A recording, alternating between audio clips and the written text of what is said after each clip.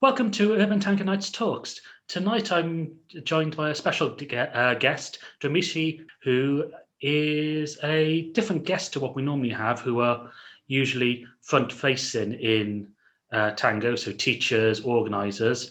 But you might come across Dimitris as the author of Tango by the Maestros, Tangofulness, and also the driving force behind the Tango Partner App. So welcome, Dimitris. Nice to be here, man. Yeah. So I think the first thing is, this is quite an unusual route for somebody in tango to take. Because normally most people would go down the teaching sort of lines and then go from there. How have you sort of got to this point, and what's motivated you to go in this direction? Wonderful, man. First of all, I can tell you, I was also enticed to go into the teaching part of tango. But after starting, teaching for a while, I realized that for the good of my students, I should not teach anymore. So I realized I was not good at it, right? I realized I was not good at it, and I realized that I prefer a lot more learning about tango than teaching tango. So I left that behind many, many years ago, and I just focus on learning, developing myself. And at one moment, I realized that tango is this beautiful tool that lets us understand ourselves. It allows us to understand our relationships. It helps us get more peace, let go, be less stressed, connect, express. So there's a lot of beauty in it.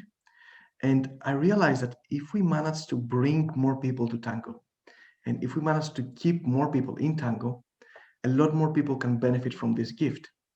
So I simply ask myself, okay, what are all the things that I could do to bring more people to tango and to make their experience as good as possible so they stay, all right? And then all the different projects, the books, my involvement in the app, they just started from there, from that point of view of, let's help more people get the gift of tango.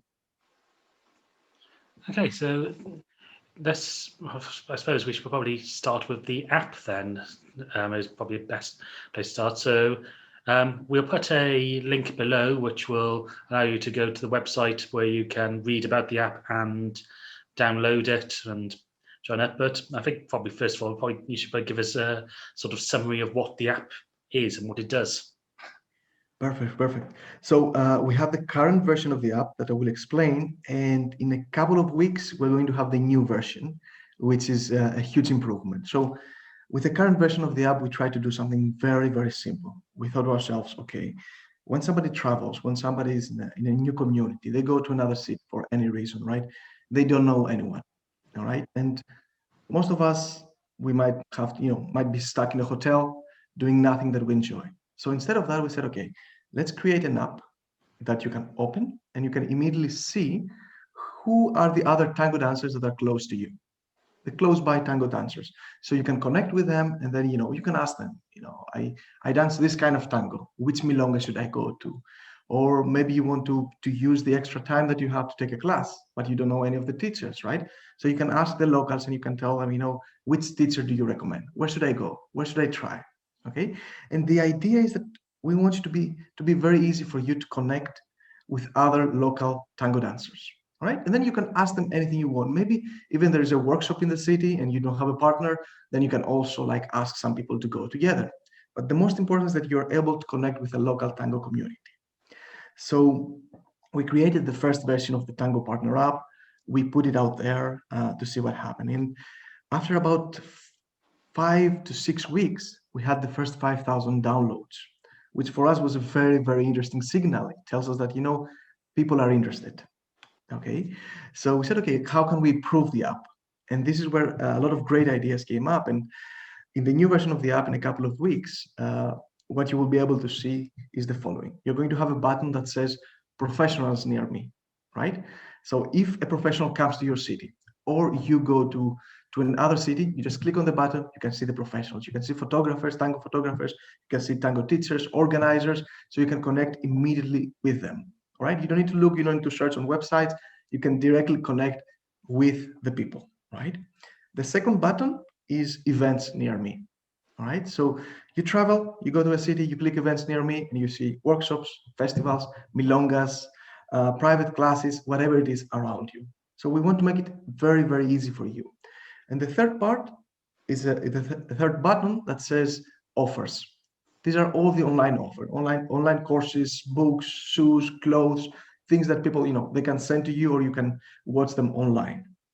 And the idea behind it is that we want the social dancers to be at the center of the tango community wherever they go, right? You travel and the whole community travels with you. You're always at the center. You find the people around you, you find the events around you, you find the offers around you, you find the other social dancers around you as well. And the idea is that you're trying to simplify everything. And once you allow people to connect immediately, then a lot of beautiful things happen. You ask them where to go to Milonga. You find great teachers to have great classes. You find events that maybe you were not aware of, and then suddenly you see, oh, I have an event, 2 kilometers away, and then you can go. And this way you can enrich your tango life with all the things that are important for you: great teachers, great events, great social dancers. What's been the response so far? You said you had about 5,000 downloads in the first few weeks, and as it continues to grow since then. So already on Google Play alone, we have versions for Google Play and for iOS, right? On Google Play alone, we have already more than 10,000 downloads. I have to check for the App Store to see which are the numbers now. But people are interested, and for me, that's very curious because we are still kind of, in the middle of the pandemic. We start to get out of it, but we are still at a place where most people cannot really dance with each other, but they still download the app and they still interact with each other, which tells us that people are still here. The tango community is still here. It's still waiting. We took a huge break, but we're waiting now. We're almost ready to get out there. So we want to be prepared for it. We want to take the full advantage of it. For the last 2 to 3 weeks, we kind of stopped focusing on getting more users. We're focusing all our efforts to create the new version of the app, because when this app is there and people will see it, users will come a lot easier because the value is there. It's easy, it's comfortable. You are at the center of the community, so you have every reason to check the app.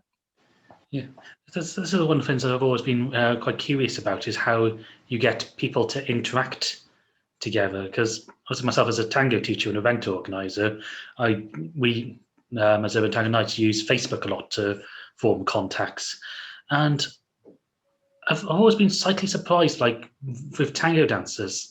Not sure if it's the same in other dances as well, but people will look for excuse not to do things that will sort of almost benefit them. So, like, I'll add people like other tango. I'll call them professionals, because I'll count professionals as sort of musicians, organizers, teachers on Facebook, and it's really interesting to see which ones actually accept the invitation and put it through. And also the same with sort of just generally dancers as well. Some of them seem almost quite standoffish and don't really want to interact with the rest of the community. They want to go to their own little milonga with their group of friends, and they're not interested in expanding out beyond that, or they're not willing to embrace sort of, especially in this pandemic, embrace technology. We've had to go to online teaching, and some of them just have shut themselves off. Have you come across that with the app? Or look, for us, the most important thing is that we manage to bring people together. That's what we want. It's like the whole job of the app and of the platform and everything is to take two people that are far away and put them, 2 centimeters away from each other. When we manage to do that, our job is done, right?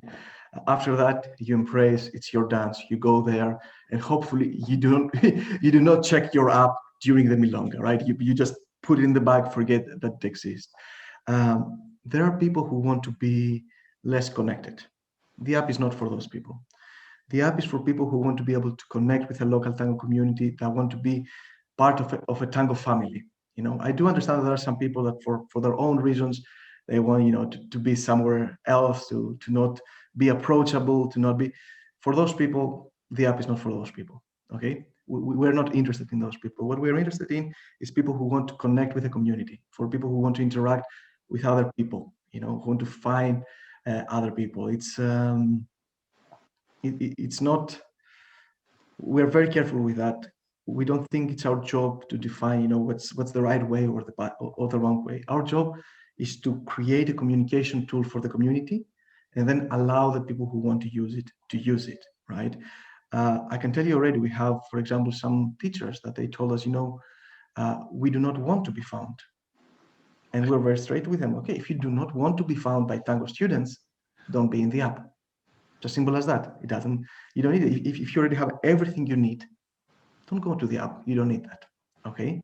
But also, we had a lot of people that, as you said, were forced to go into technology this year, right? Like everybody, like you have to go there. You have to go there. And some of the professionals, they really don't feel comfortable, with giving a class online or moving any part of their Tango operations online, and they have their own reasons, right? Some of them, they're extremely tired of all this online part, because it's not what they like, right? It's not what we like. Most people, what we want is to go together, to touch each other, to dance, to embrace, right? So I understand those people who do not want to be online. The problem now is the following, especially for professionals.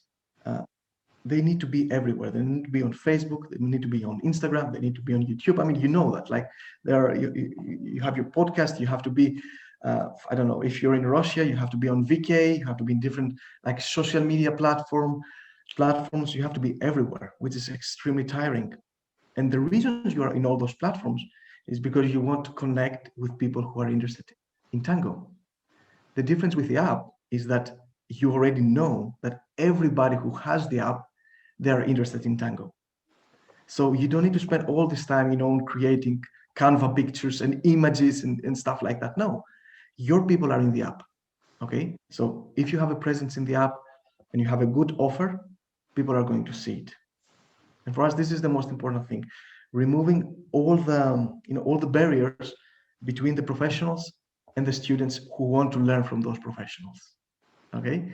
And if we manage to get people, out of Facebook, out of Instagram, clear this part of their life, because it's very time consuming, that as well, right? It's very time consuming. And we tell them, no, you focus on what you are good at. Focus on improving your teaching, focus in creating better events, focus in taking better pictures, focus in creating better playlists, and the marketing will be easy. Once you have something beautiful for the community will be able to see it easier.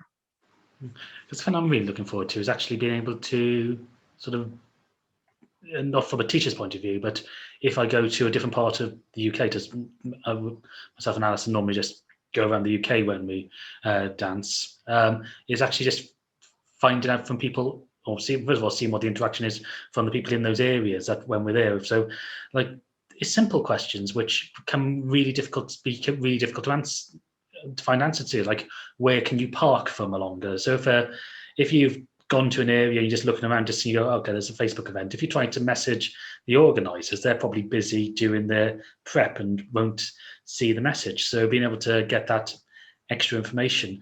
And also, I know this is slightly cynical, but whenever you speak to organisers, they're always interested in getting you through the door, whether that's because they want to increase numbers or they've got some sort of financial incentive, i.e. they get paid for it. So whenever you ask them, would this, does my criteria from Longers are really specific, so it has to have at least 30% new wave or alternative music. And some organisers will say, yes, we play new wave music, and what they mean is they've got some re-recordings of old traditional music, which is, against what I really want. So eventually I'm not going to actually enjoy that event because I don't particularly like that style of music in huge quantities. So being able to just ask somebody who doesn't have any sort of gain from it, I think is going to be really useful. And it's also the other stuff around it as well. It's like sometimes you want to find out where's the best place to eat dinner close to Malonga as well. It's exactly what you're saying. And this is one of the problems, for example, if you go to another city, maybe if you're lucky, they have like a website where they have like a list of all the events, and you see the events, but you don't know what the experience is like. Yeah. In the app, you will be able to see the events. You will see which other of your friends or which other people are going there, right? And you'll be able to send them a message directly and ask them, all right? So you can have this kind of, it's a very quick feedback. Probably it's just like one or two questions.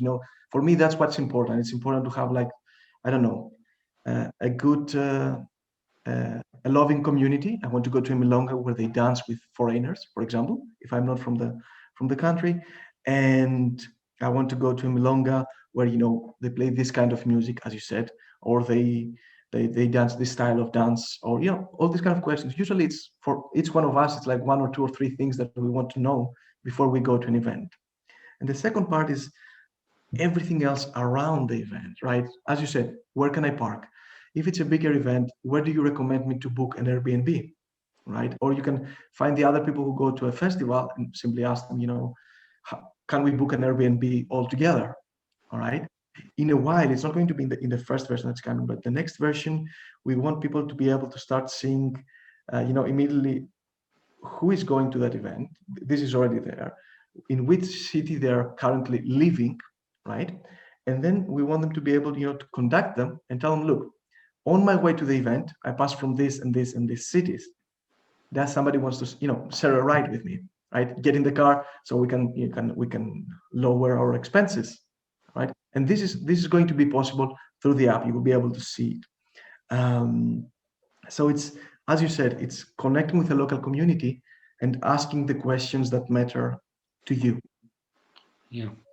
Yeah, because again, I think that's really important as well. Because the number of times, obviously, we live in Swansea, we travel to Bristol quite often. We occasionally travel to Cardiff, and we send out a weekly newsletter. We have a section in normal times when we are allowed to travel, called Towie Tango Travels.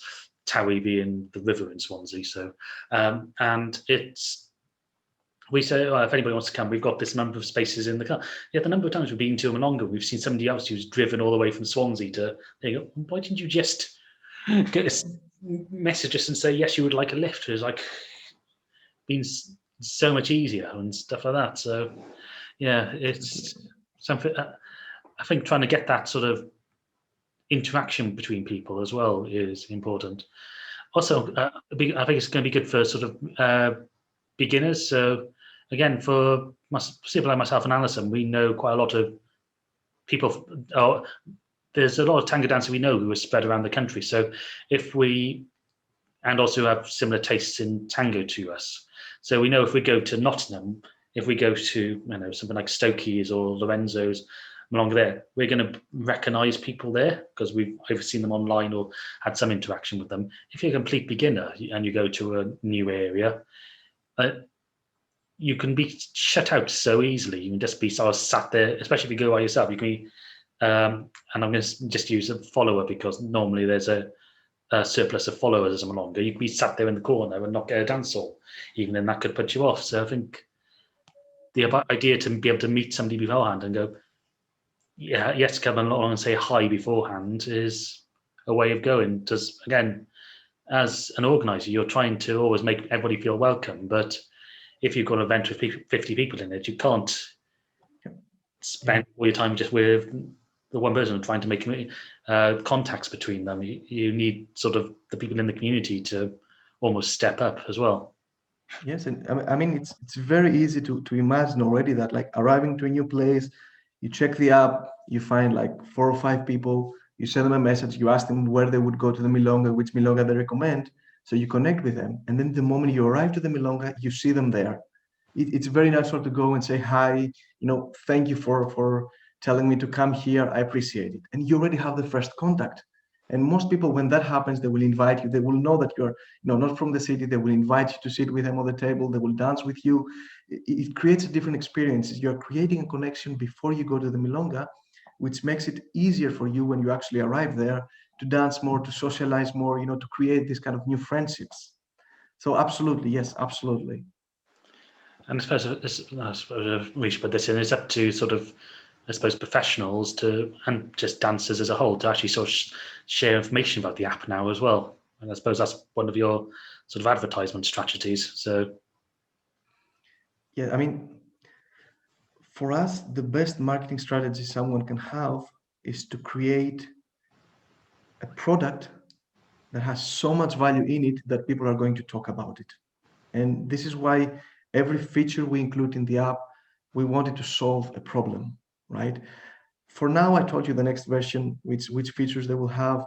We're considering a lot of other features to add there. For example, if you dance with a social dancer that you really like, you will be able to go on the app on his profile or her profile and just put like a little tag for yourself. Nobody else will be able to see that, favorite dancer. You had a class with a teacher that you really like, a tag favorite teacher, favorite DJ. And what the app can do after is that the next time you are close by to each other, you get a notification saying, your favorite teacher is in the city. They just, visited, or your favorite DJ is in the city. Or if the social dancer that you really like, he lives somewhere else or she lives somewhere else, and then you happen to go to their city or they happen to come to your city, then you get a notification, the people that you enjoy really dancing with are close by, right? And the moment you get this notification, it's very, very nice. You just say, hey, I didn't know you were in the city. You want to go out to dance. And it's good for both of you, you're going to have a dance that you enjoy more. They are, just traveling and then they're being invited by the locals to the milonga, right? So this creates a more welcoming community, opportunities to dance more with the people that you like more, to have classes more with the people you like having classes with, to go to milongas where the DJs that you love are playing music. And for us, this is very important, right? So our first job with the app is to connect people. And the second part is to create more opportunities for more meaningful moments, for more happy moments. how have professionals reacted to the app? I'm assuming most of the interactions you've had has been positive from them. Yes, I mean, I've talked the last month with more than 200 professionals around the world. The first reaction is, finally, we don't need Facebook anymore. You know, it's quite funny. It's like, especially for the last year, for most people, it's like, no more that. We want one place where we know that if we put something, if we put an offer, the right people will see it, right? Um, so the first reaction is that. The second part is people love this direct, the ability to directly communicate with people who are interested in your products, in your services, right? If I'm interested in your private class, I need to be able to directly connect with you. If you come to my city, maybe I didn't check, my Facebook, so I don't know that this professional is coming to my city or to that festival. But I know that if I open my app, in the morning and I check professionals near me, I'm going to see you, right? So it simplifies everything. Plus, we have a feature that's called itinerary, where professionals are able to put where they are going to go, in the next week or next week after that. In 2 weeks we're going to London. In 3 weeks we're going to Berlin. All right, and the locals, they can see in the app which are the professionals that are coming over. All right, which simplifies marketing. If I have seen you, if I had taken some of your online classes or I've seen your performances, then I can say, okay, these teachers are coming over. Maybe I can contact them before they come so I can schedule my class, right? If I don't know you and I really want to have classes with more and more teachers to learn more things or more approaches, I just see your name, I go on YouTube, I see how you dance, and then, okay, I like the way he dances. Let's connect on the app, right? And this, again, it's all about removing extra effort for marketing and allowing the students to directly communicate with the people they want to communicate, right? And there's a third part that for me is very, very interesting, that the professionals also liked and the social dancers also enjoyed, is the following. Not in this coming version, but in the next one, we're probably going to launch the chat room options. So each city is going to have its own chat rooms. So if you want to travel to London and you're not from London, you can, join the chat room of London inside the app and ask your questions, right? And then people from London, they will be able to respond. If you like the responses, you'll be able to connect with them. Now they're your friends in the app. You can chat also one-on-one. And when we were discussing this feature with different professionals and different social dancers, there were a lot of ideas that came up. The first one was from like smaller communities which are, the small communities are the ones that struggle the most, because it's really difficult to grow a community. When community is already big, it's a lot easier to scale. But when you're at the beginning, it's very difficult, it's very hard. And we had social dancers from those communities saying, you know what, the moment this, feature is live, we are going to go to all the cities, to the chat rooms of the cities around us, and we're going to start inviting people to come over to dance with us, and maybe we can host them in our houses for a night, so they will feel comfortable, and we can start growing the community and bringing people in, dance more, creating more friendships, which for me, that was something amazing. You're giving power to social dancers to grow their communities. And suddenly, not all the stress, falls on the professionals. The community can help as well. Another way that the community can help, can use the app to grow right now, the social dancers, is the following. You're opening the app in the morning as a social dancer, or in the afternoon. You check who is in the city, who is around you. You will probably know the locals, especially if you're living in a smaller community, and you will see some people that you don't know. These are the travelers, all right? You send them a cabeceo and you let them know, guys, would you like to come to the milonga? We have milonga tonight. Maybe you can come over. We have a workshop. We would like to invite you. So you can actually connect with people that are just traveling and invite them. And now, if you see that again from the perspective of the travelers, that's again beautiful, right? You arrive to a city and the locals invite you. How amazing is that? I probably should say that the sending a cabeceo is effectively just sort of sending a friend invitation on Facebook rather than, this is an offer to dance or something like that. Oh, absolutely, absolutely, yes. Well, yes, the idea is the following: that if you want to connect with someone in the app, you have a button that says click send cabeceo, all right? And they receive the cabeceo, the digital cabeceo, okay? And if they accept it, then they become your friends in the app, and then you can start interacting. If they don't accept it, you don't become friends in the app, right? So you're able to choose in the app with which people you want to talk to and which people you don't want to talk to. Thank you for that. Thank you for that. I'm using the app so much. For me, it was I was already there. Like, that's how it works. But yes, that's how cabeceos work. You can also do the swipe left and swipe right function. So we are going to remove that in this version. It's not going to be there anymore. It's we prefer that people scroll down so you can go faster. If you want to see people who are close by, they will appear first, right? And then you just scroll down, and then you can go faster to people who are further away. If you want to connect with people, they're not in your city, but maybe they're in nearby cities or further away. And we saw that the scrolling option is a lot easier, because then you can just go back up again. If you skip someone, if you miss, you can play like that. I think now probably move on to your authorship or your tango books, because I think this probably is a fairly natural link from going on to talking about how the professionals like the app is. So we'll probably start off with Tango by the Maestros. So I'm assuming you had some fairly good contacts before setting up the app to be able to write that book. All right. So the Tango Tips by the Maestros, the book.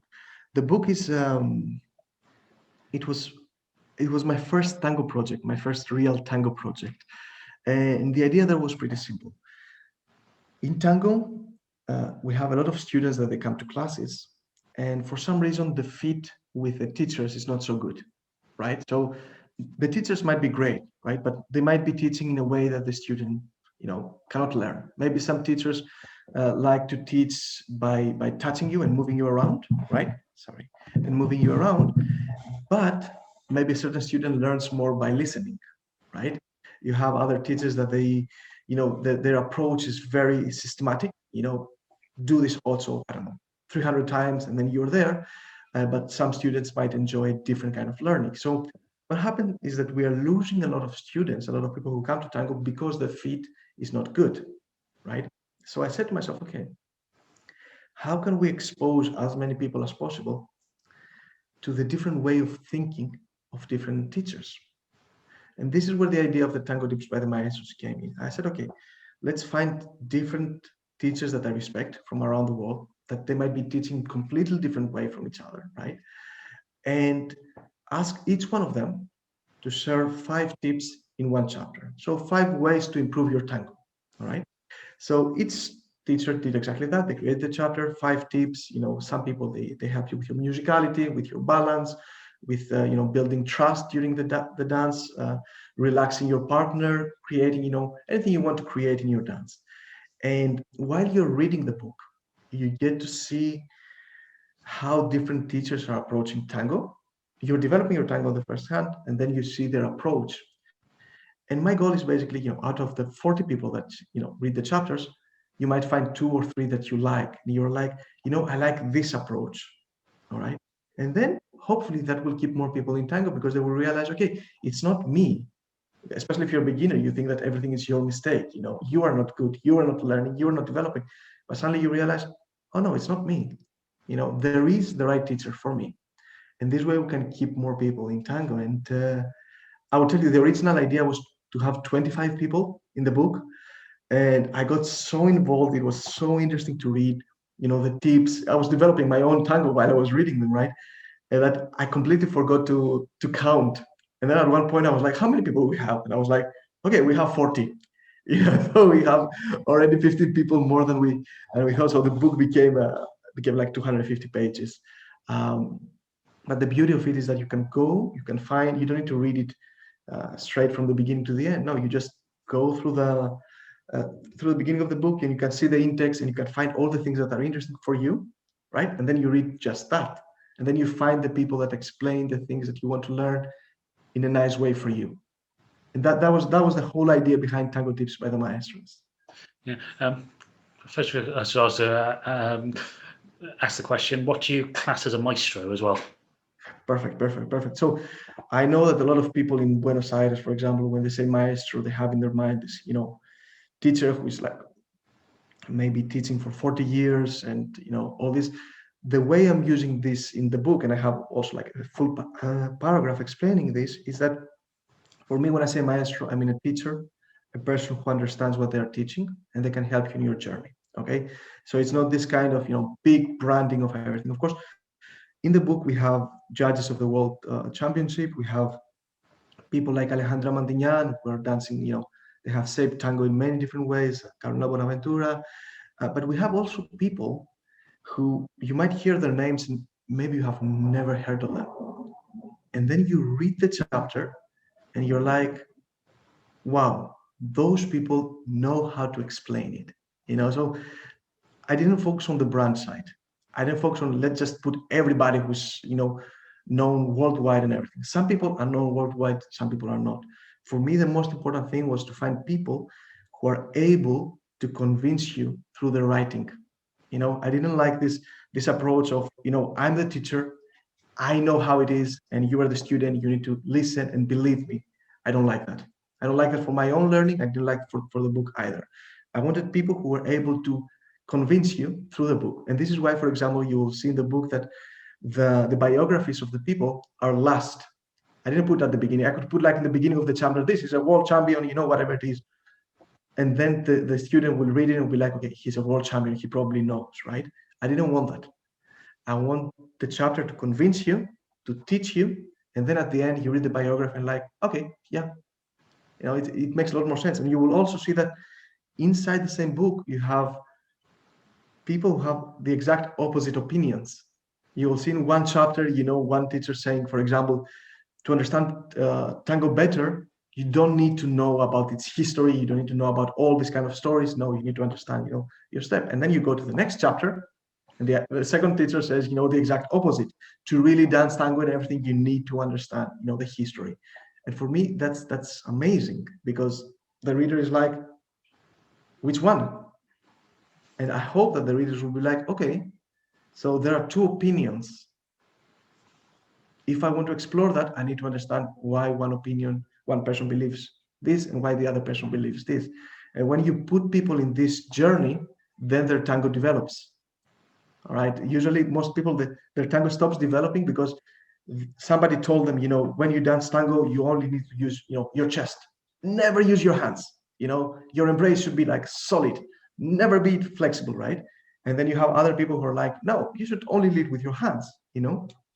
And once you read two opposing opinions, suddenly you might realize, hey, there is a range. Maybe it's 80% chest, 20% hands. maybe it's 85% chest with that person when I dance with that person, and maybe it's 20% chest when I dance with that person.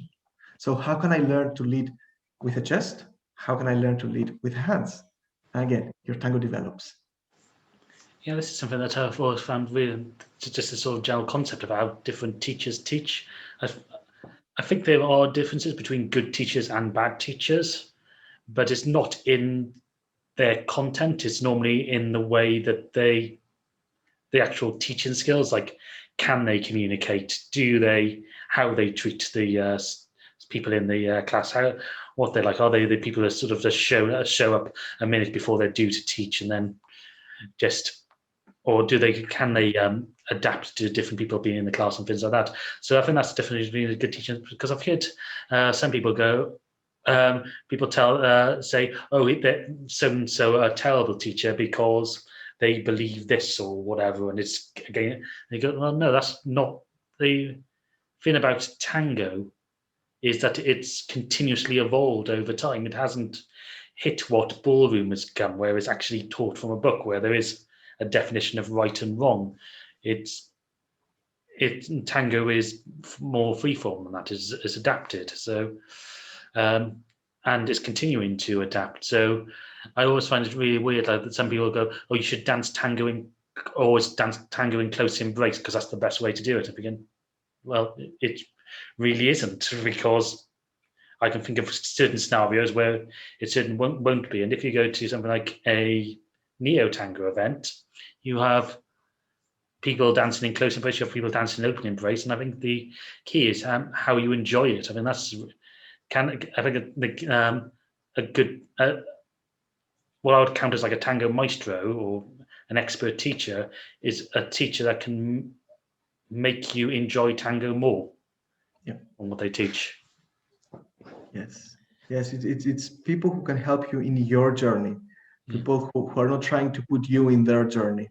Yeah. You have your own journey. If I can help you progress in that journey, then I'm serving, my student. That's my for me. This is the definition of a good teacher: is the person who is focusing in serving the students. And the moment you see some teachers immediately feel that they're for some reason above the students, then you're losing this part. This like, no, I'm here for you. You are my student.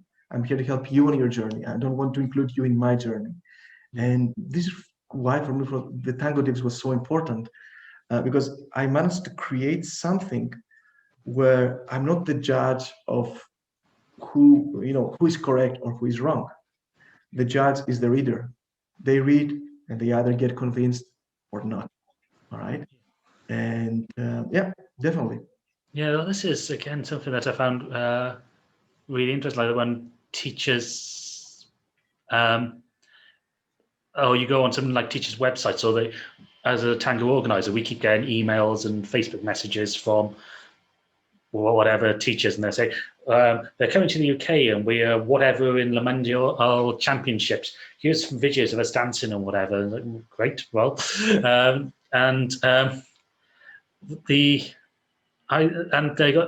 they'll list who they've been taught by, and you go, well, why is that important on any level? It's like, surely if then we shouldn't employ you at all. We should go to one of these lists of the people taught you, but it's like it's really bizarre. And also, yeah, I'm just going to have a rant for a minute and just say it's one of my personal gripes when people send us like videos of them dancing, but they want us to basically bring them to come to us to teach a workshop. It's like, oh, I'm not interested in your dance. I'm interested in how you teach.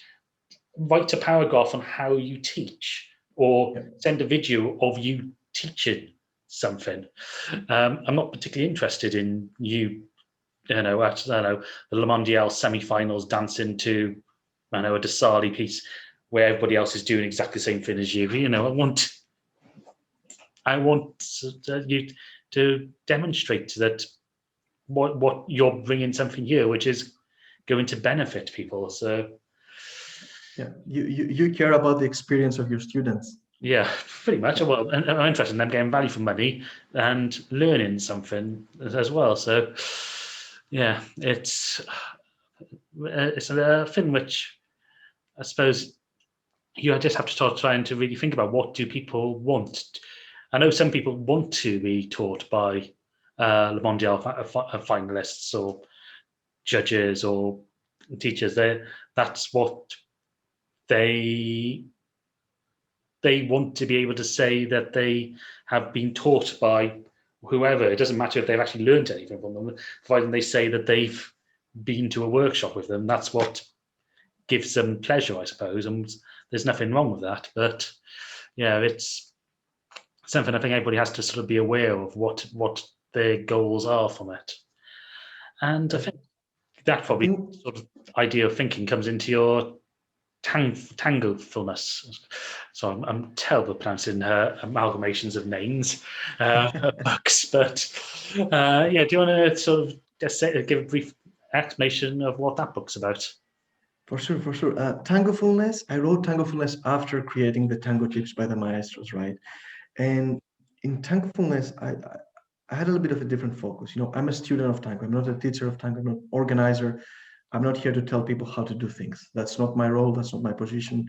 That's not something that I like to do. So Tangofulness, it was more a story of how people can understand the meaning they give to different elements of their tango, right? Because the moment you give meaning to something, the whole experience transforms. Let me explain. For example, we all have an embrace, right? And if you ask somebody, why do you have this embrace? Really few people will actually have a concrete answer. I have this embrace because I want to create this, this result. And for me, once you realize, for example, the meaning of your embrace, then it's a lot easier to understand if you want to dance open embrace or close embrace, fast, slow, if you want to learn with one teacher or the other teacher, because then it becomes a personal journey. It's like, I want to develop an embrace that helps other people feel safe, protected, right? You might want to create an embrace that makes other people have fun. Once you understand that for yourself, then your whole progress changes. You can start filtering things, and you'll be like, yeah, that teacher is for me, this teacher is not for me. That event is for me, this event is not for me. The whole experience transforms. And what I did with Tangofulness was exactly that. Take people through a journey to identify what is the meaning they give to their embrace, what is the meaning they give to connection, what is the meaning they give to a tanda, to the music, to a milonga, the expectations they have created for themselves. Let me explain that, for example, a little bit more. A lot of people, they go to milonga, and sometimes they feel amazing at the end of the night. Sometimes they feel devastated at the end of the night. And that has to do a lot with your expectations. You go to milonga, and if you have the expectations that if I don't dance, 10 tandas, that was not a successful milonga, then suddenly you have created an expectation that might be easy or not so easy to fulfill, right? The second thing is that you have created an expectation that its fulfillment does not solely depend on you. You're saying, I'm going to be happy if 10 other people choose to dance with me. You basically delivered your happiness to the hands of somebody else, right? But if you change a little bit your expectations and you say, you know what, for me, a great milonga is going to be a milonga where I will arrive, I will sit down for one full tanda, and I will look at the faces of each specialist dancing, and I'm going to imagine them laughing. That's what I'm going to do. You can try it also if you're like in traffic and you're driving the car, just look at the faces of people and imagine them laughing or smiling. After 10 seconds, you start smiling. That depends on you. So you're like, okay, I'm going to milonga, I'm going to sit on the table. The first tanda, I just want to observe people, imagine them being happy, right? Immediately, your first tanda is happier. But that depends on you. Now, maybe the next expectation that you create for the milonga to be a good one would be, okay, when I have my first dance, if I have my first dance, maybe you don't have any at all, but if I have my first dance, my whole focus in that first dance is to make the other person I'm dancing with feel valued, feel happier at the end, And then suddenly you have 4 songs and the chats in between to make the other person happier. That's an expectation that depends on you, and you can absolutely make somebody happier. All right. So again, I went through this, for each one of the meaning of expectations, embrace, connection, and I just went through my journey, explaining how I gave meaning to things, and I just asked the right questions to help people find their own meaning. And this is how the book was created, and it was very funny because it was, for me, the moment of revelation was the moment that I said, okay, what's going to be the title of the book? And I wanted something that had to do with like a holistic approach where you bring your own self into tango, and something that had to do with tango. And I was like, Tangofulness. And I put it together. I went on Google, I wrote Tangofulness. There was no result for that. I was like, okay, I created a word that when people hear it for the first time, they already know its meaning. We are used to gratefulness, we're used to all this fullness, words. So it made sense. And I put it out there. And about a week after, I received an email from a woman who had read it. And I cried. I was reading the email. I was crying because it was a woman who had lost her first husband. He died. Then she went through a divorce with a second husband. She had a child who, for the last 2 years, was like in and out from the hospitals. Uh, she had lost recently her job also. So everything that could go wrong, it was there, right? So she wanted an exit from all that, and she found tango. So she went to dance tango, and she was so excited, and took some classes, and then went to a milonga, and then nobody was dancing with her, and imagine a person that comes with all that, and she's like trying to hang on something, to find something from tango, right? Uh, to improve her life in a meaningful way for her. And then you go somewhere and you don't dance with anyone. And then you feel sad, you feel devastated, you feel like, why am I doing this, right? Why am I trying? And she read the book and she told me, Dimitris, like, you made me cry. I understood why I was feeling unhappy, and I could feel happier even there. It was this kind of email that tells you, okay, I wrote something nice, something that engaged people. And when I read this email, I was like, okay, I want to bring that to more people. So we are about 7 months since that email. The book is already available in 8 languages. So it's English, Portuguese, German, Italian, Spanish, Hungarian, Russian, Turkish. It's coming now in Finnish, Greek. I don't even remember, a few more languages, right? So it's already the most translated tango book in the world. And the reason that happened was because of that email. I was like, okay, if I can touch a person like that in its country, I'm happy to translate that book.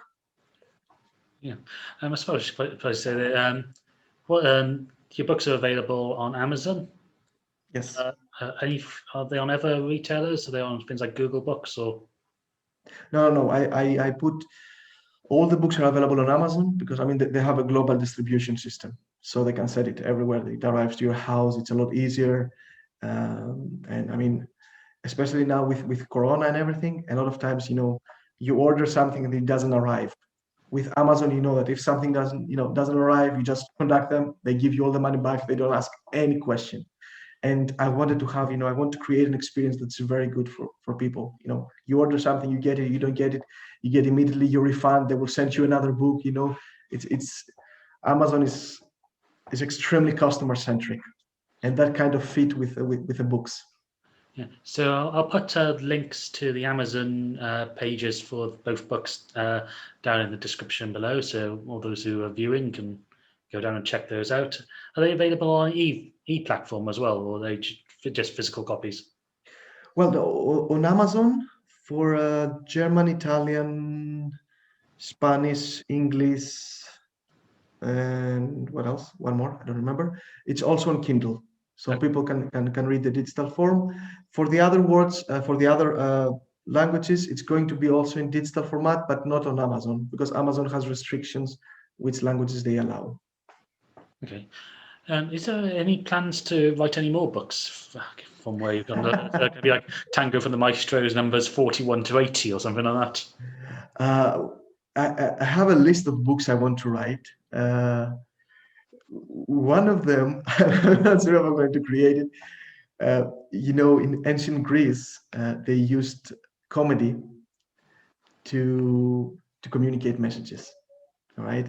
And we know sometimes that the world of tango gets very polarized the moment you put out a very hard opinion. That's my opinion, that's how it works.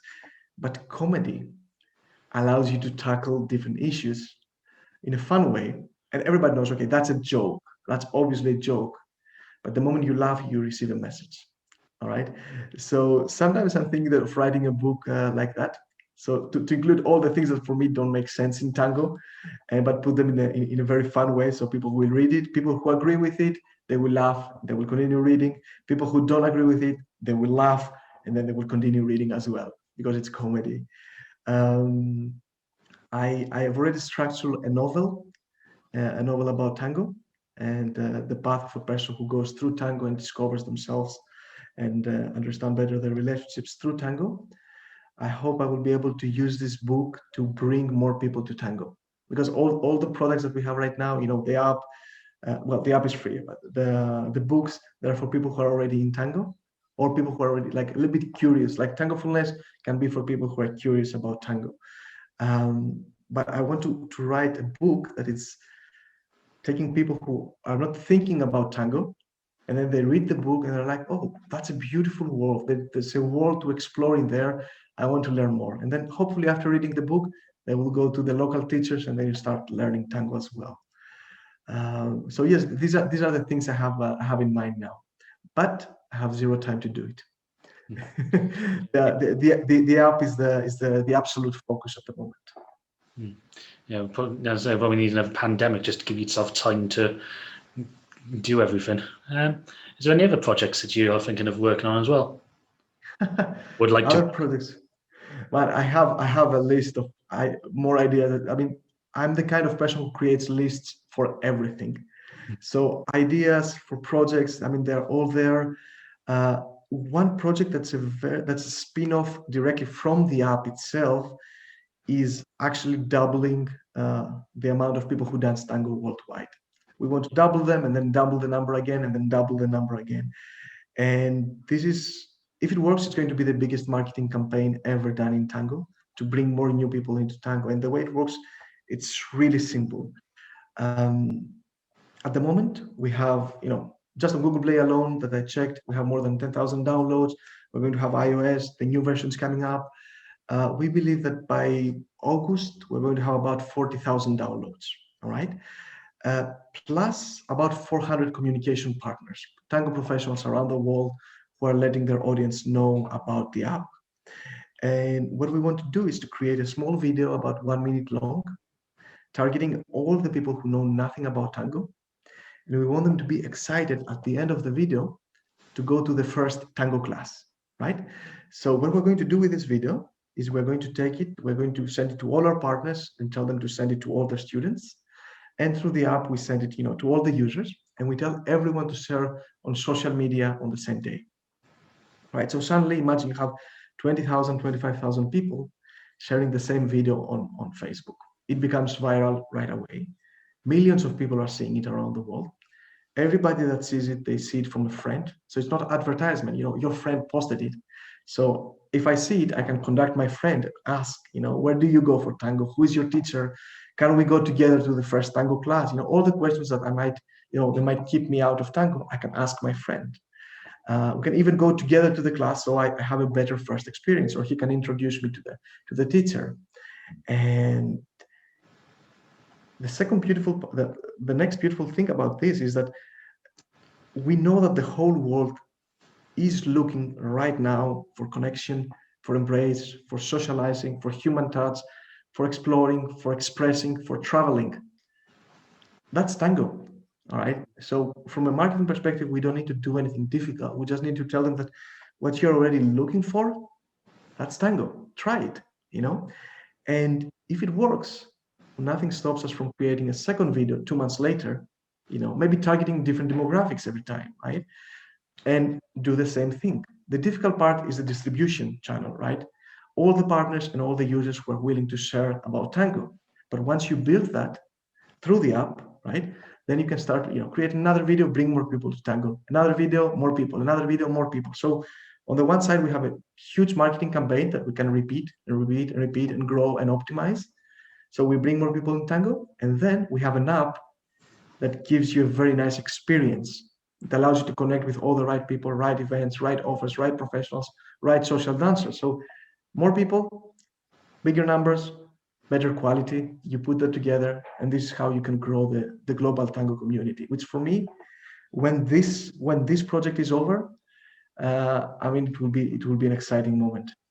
Yeah, I think that's something that well, we would like to try and just get more people to at least try tango, and then hopefully then more people will actually stay with tango. Because I've always been surprised how many people have tried tango and have been put off by it. I'm not sure if that's just happens to be from the sort of people I spoke to.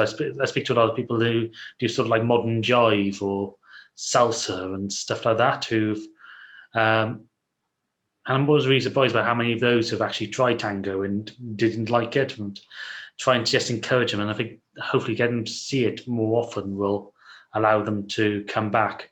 But also just getting those who've never danced before, I think it's really important to try and get them to think of tango. Like, what's it? Is this Scent of a Woman, the Robert De Niro film? Like a number of people that have come that we've had seen, especially men, who said tango is the only dance they wanted to do after just seeing that film. So, yeah. Well, it's the pop culture and those movies and everything that create certain expectations about tango. And the thing is that then you go to the tango class with these expectations, and when those expectations are not fulfilled, you might go away easier. This is why with our video, we want to create the right expectations.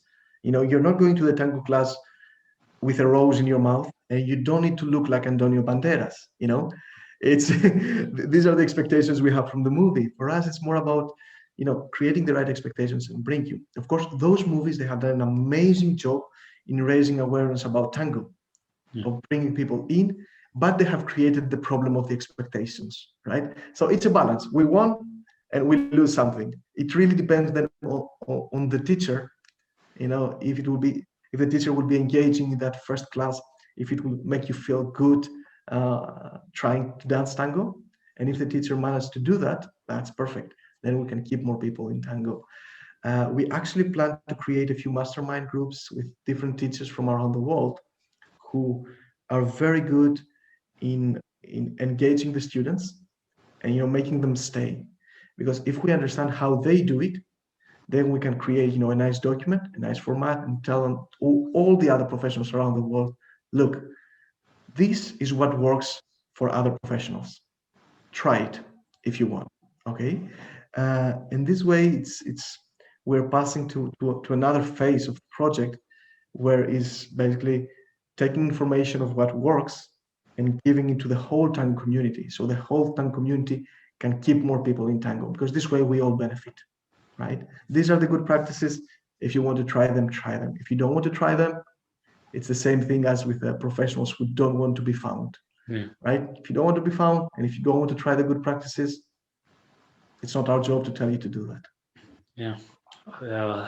It's also one of those things, I suppose, how you define a good practice. Because we found, having spoken to lots of people, especially those who are like, the reasons why they get put off tango is the interest. One is sort of like teachers telling them that it's one thing which they don't like. So things like they see the which is Take the Lead, isn't it? The Antonio Banderas film with him doing tango with Katja Vasilas, isn't it? And if they want to learn the ganchos, the leg wraps, and all that sort of stuff, and they go to a teaching, and then that teacher says, "No, it's not about that. You should just do walking." They're going to be put off. But there are teachers out there, like we will teach that sort of stuff absolutely fine. We'll put the proviso in; they'll never be as sharp or as precise, but you can still do leg wraps. You can still do ganchos. The other thing was the music. Like, people don't want to listen to music from the 30s. They don't want to hear, especially when they're beginning, they want to hear music that they are at least familiar with. So they prefer to have a drum beat. So there is tango music like that. You can listen to Gotan, you can listen to things like Tanghetto. Putting those into classes is really positive because people recognize the song, but it's got enough tango elements in it to start getting them into tango music as well. So there's all that sort of ways of opening up, which makes it a bit difficult, or not difficult, but really have to be considered. And I think the other part thing is things that the teacher can't do, but as we say, this almost brings back around full circle, is it's the community, is how the people in the class reacts to them. So our classes, we have advanced dancers and beginners, but all our advanced dancers will dance with the beginners and encourage them, because we encourage our advanced dancers to actually start taking teaching responsibilities, and then they become our assistant teachers and stuff like that. So they actually have the ability to teach.